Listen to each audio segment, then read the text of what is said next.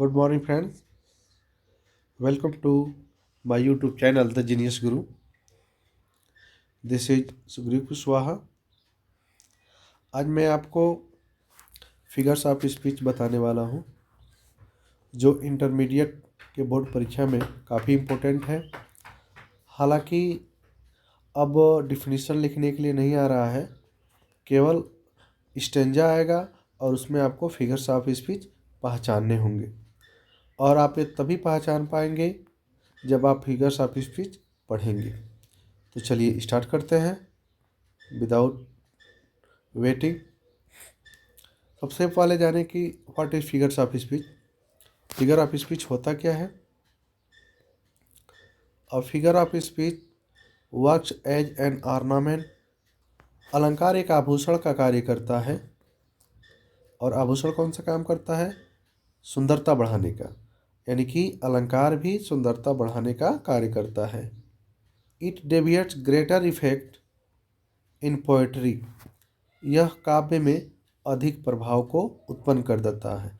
अर्थात कोई भी सेंटेंस अगर उसमें हम अलंकार का प्रयोग कर देते हैं तो उसकी सुंदरता बढ़ जाती है. बिल्कुल वैसे ही जैसी कोई स्त्री है, अगर उसको हम गहना पहना दें तो उसकी सुंदरता में वृद्धि हो जाती है. उसी प्रकार से किसी वाक्य में अलंकार का प्रयोग कर देने से उसकी सुंदरता में वृद्धि हो जाती है. तो यह होता है हमारा फिगर्स ऑफ स्पीच. हालांकि फिगर्स ऑफ स्पीच बहुत ज़्यादा है, लेकिन हमारे इंटरमीडिएट के सिलेबस में केवल 7 ही अलंकार पढ़ने हैं, ठीक है ना, जिसके नाम है simile, metaphor, personification, apostrophe, oxymoron, hyperbole और ओनोमाटोपोइया. बस इतने ही पढ़ना है. तो सबसे पहले हम लोग पढ़ते हैं सिमिली. सिमिली क्या होता है? Simile is a comparison between two different things by using as like or so. अर्थात सिमिली को हम हिंदी में कहते हैं उपमा अलंकार. उपमा अलंकार दो भिन्न प्रकार के वस्तुओं के बीच एज, लाइक या सो शब्दों का प्रयोग करके तुलना होता है. सिमिली में जो है दो प्रकार के दो अलग अलग वस्तुएं होंगी, उन दोनों के बीच तुलना की जाएगी एज, लाइक और सो का प्रयोग करके. ओके, एग्जाम्पल देखते हैं. मैंने कहा life is like a dream. जीवन एक सपना है. किसकी तुलना किया गया? लाइफ की. किससे किया गया? स्वप्न से. दो चीज़ें हो गई, दोनों अलग अलग चीज़ें हो गई, ठीक है ना.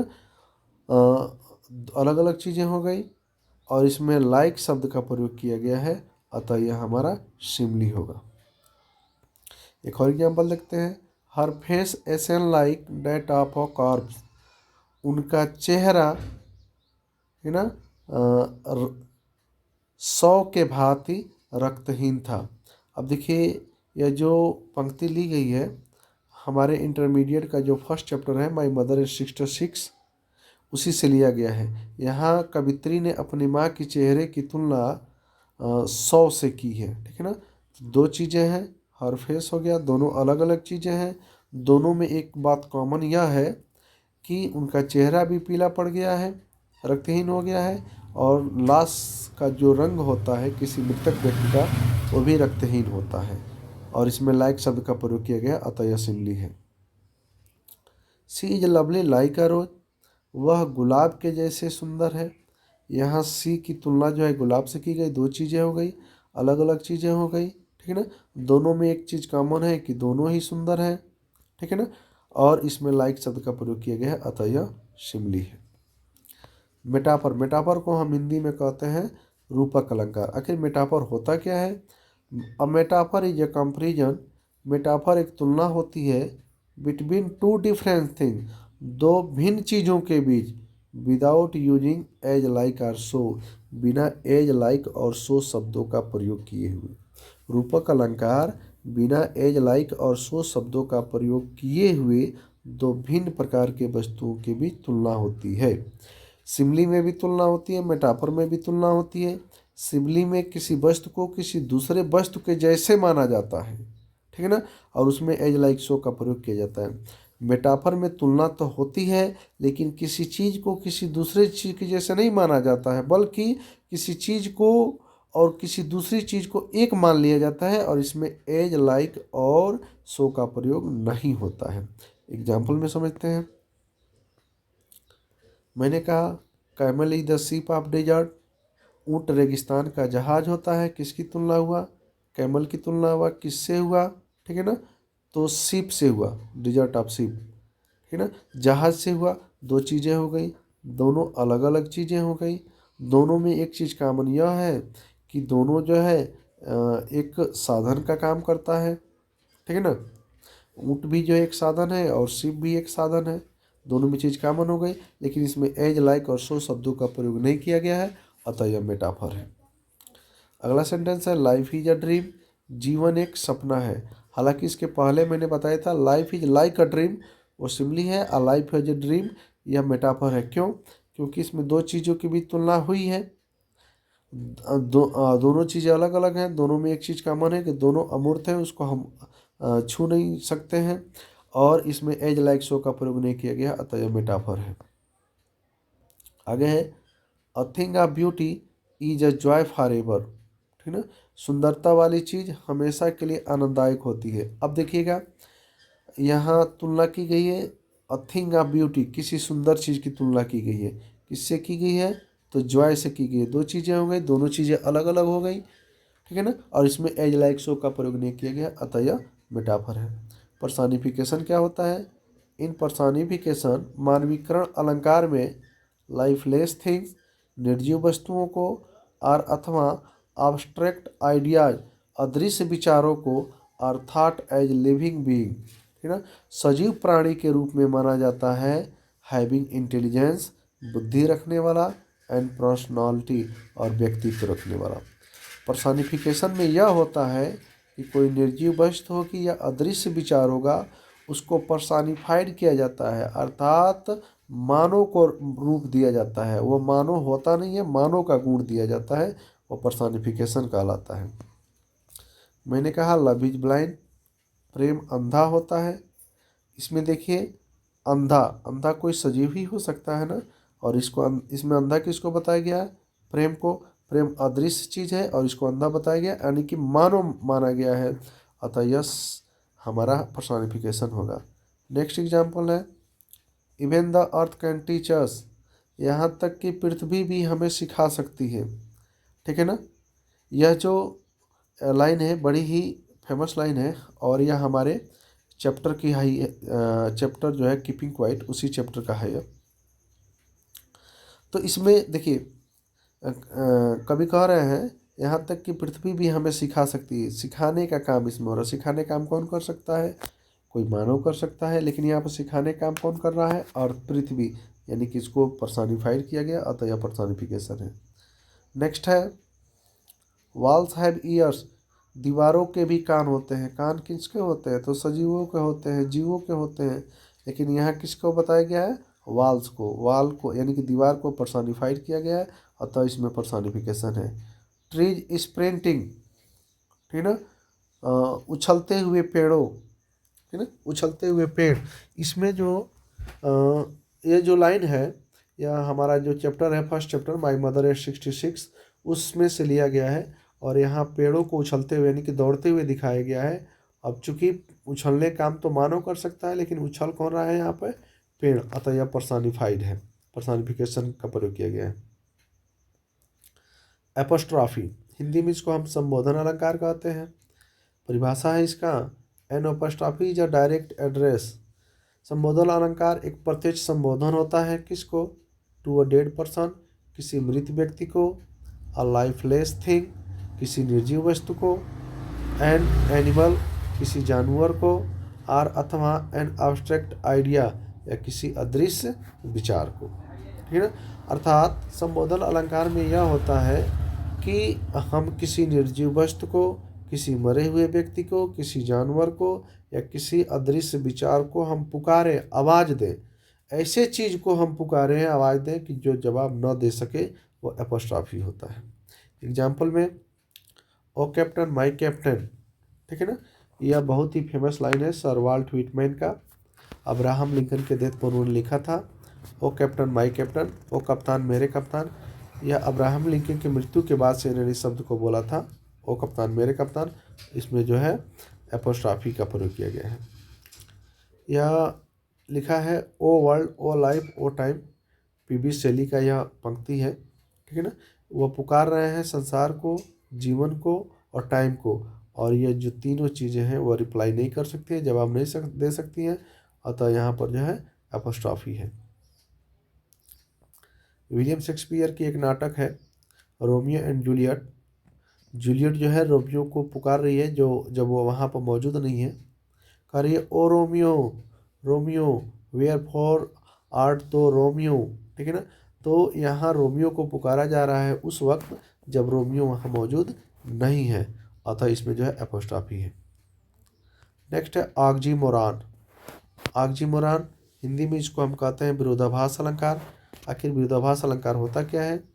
इन ऑक्सीमोरॉन, विरोधाभास अलंकार में, टू कॉन्ट्राडिक्टरी क्वालिटीज, दो विरोधी गुण ऑफ अ थिंग, किसी चीज़ के, पुट टुगेदर, एक साथ रखे जाते हैं, इन द सेम सेंटेंस, एक ही वाक्य में।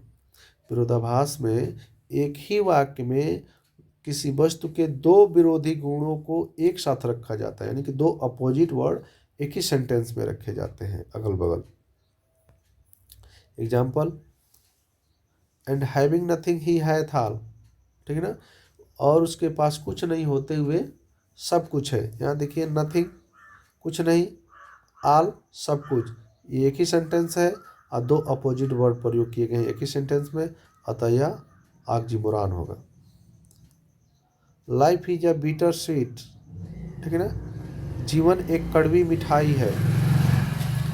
देखिए यहाँ एक जगह बीटर कड़वा, एक जगह स्वीट मीठा, यह दोनों एक दूसरे के अपोजिट वर्ड है, अतः इसमें ऑक्सीमोरॉन होगा। This is just the false truth, यही झूठी सच्चाई है। यहाँ देखिए, फॉल्स झूठा, ट्रुथ सच्चाई, दोनों एक दूसरे के अपोजिट है, ऑक्सीमोरॉन है। अगला सेंटेंस है, this is an open secret, यह एक खुला रहस्य है। यहाँ ओपन है खुला, सीक्रेट मतलब गुप्त छुपा हुआ, तो दोनों एक दूसरे के अपोजिट हैं, अतः यहाँ पर जो है ऑक्सीमोरॉन का प्रयोग किया गया है। हाइपरबली, हाइपरबली क्या होता है? इन हाइपरबली, अतिशयोक्ति अलंकार में, रियलिटी इज नॉट एक्सप्रेस्ड, वास्तविकता प्रकट नहीं की जाती है। Things are shown more or less, चीज़ों को अधिक या कम दिखाया जाता है, देन दे रियली आर, जो वे वास्तव में होते हैं, जो उनकी वास्तविकता होती है उससे उसको अधिक या कम करके दिखाया जाता है, सच्चाई नहीं दिखाई जाती है। यानी कि किसी भी बात को, सामान्य बात को या तो बढ़ा करके या तो घटा करके कही जाए, वही होता है हाइपरबोली। आइए इसके एग्जाम्पल को समझते हैं। कह रहा है, reverse of blood flowed in the battle field, युद्ध के मैदान में खून की नदियां बह पड़ी। देखिए, युद्ध होता है तो खून खराबा होता है, लेकिन इतना भी खून खराबा नहीं हो सकता है कि खून की नदियां निकल पड़े, वो भी एक नहीं बहुत सारे नदियों की बात की जा रही है, ठीक है ना। यानी कि रक्तपात हुआ है लेकिन अधिकांश मात्रा में हुआ है, इसी बात को बहुत बढ़ा चढ़ा कर कही गई है। यहाँ पर जो है हमारा हाइपरबली है। नेक्स्ट है, all the perfume of Arabia cannot sweeten this little hand, अरब देश का पूरा इत्र इस छोटे से हाथ को सुगंधित नहीं कर सकते हैं। देखिएगा बात को कितना घटा कर कही गई है, क्योंकि अरब में सबसे ज़्यादा इत्र का उत्पादन होता है, और यहाँ लेडी मैकबेथ से कह रही है कि तुम्हारे हाथों इतना कत्ल हुआ है, तुम्हारे हाथों में इतने खून के धब्बे हैं कि अगर अरब देश का पूरा परफ्यूम तुम्हारे हाथों पर लगा दिया जाए तो तुम्हारे हाथों की बदबू नहीं जा सकती है, यानी कि सुगंधित नहीं कर सकते हैं। ओके, नेक्स्ट सेंटेंस है, Belinda smile and all the world was gay, Belinda मुस्कुराई और सारा विश्व प्रसन्न हो गया। देखिए, बलिंदा एक लड़की है उसके मुस्कुरा देने से सारा संसार खुश हो गया। ऐसा तो संभव है नहीं कि एक व्यक्ति के मुस्कुरा देने से खुश हो जाने से सारा संसार प्रसन्न हो जाएगा, ठीक है ना। यहाँ बात को बहुत बढ़ा चढ़ा कर कही गई है। लास्ट में चलते हैं, हमारे जो सबसे अंतिम फिगर ऑफ स्पीच है वह है ओनोमेटोपिया। ओनोमेटोपिया ध्वनि सूचक अलंकार। आइए जानते हैं क्या होता है। एन ओनोमेटोपिया ध्वनि सूचक अलंकार इज अ वर्ड, ऐसा शब्द होता है डैट एक्चुअली, जो वास्तव में लुक्स लाइक द साउंड, ठीक है ना, वह उस ध्वनि की तरह दिखाई देता है, इट मेक्स, जो वह उत्पन्न करता है, एंड और we can almost hear those sound, और हम लगभग उन शब्दों को सुनते हैं, एज वी रीड, जैसे हम पढ़ते हैं, ठीक है ना। जैसे हम पढ़ते हैं वैसे अक्सर हम सुनते भी हैं। ओके, यही होता है ओनोमेटोपिया। सब मिला जुला कर ये समझिए कि ओनोमेटोपिया में जो है ध्वनि का बोध होता है, साउंड का बोध होता है। एग्जाम्पल समझते हैं। मैंने कहा बीज आर बजिंग, मधुमक्खियां भिनभिना रही हैं, ठीक है ना। अब देखिए भिनभिनाना यह एक साउंड है। नेक्स्ट है अ snake hisses in the Bush, एक सांप झाड़ी में फुफकार रहा है। हिसेस फुफकारना, चूंकि ये बिल्कुल साउंड का बोध हो रहा है। नेक्स्ट है हमारा I hear the tick tick of the clock, मैंने घड़ी के टिक टिक आवाज़ को सुना, ठीक है ना। घड़ी की आवाज़ टिक टिक करती है। सेम जैसा हम पढ़ते हैं वैसा ही आवाज़ भी इसका उत्पन्न होता है, यही होता है हमारा ध्वनि सूचक अलंकार, ठीक है ना। बहुत बहुत धन्यवाद आपको। फिगर ऑफ स्पीच पढ़ने के बाद आपको तुरंत जो है हमारे क्लास 12th का जो पोएट्री सेक्शन है उसके सभी इम्पोर्टेंट स्टेंजा जो है आपको बताए जाएंगे, और उसमें से जो भी इम्पोर्टेंट फिगर्स ऑफ स्पीच है वह आपको बताए जाएंगे। जरूर तैयार कर लीजिएगा, और आने वाले 2 मार्च में यह ज़रूर काम आएगा। Okay, thank you.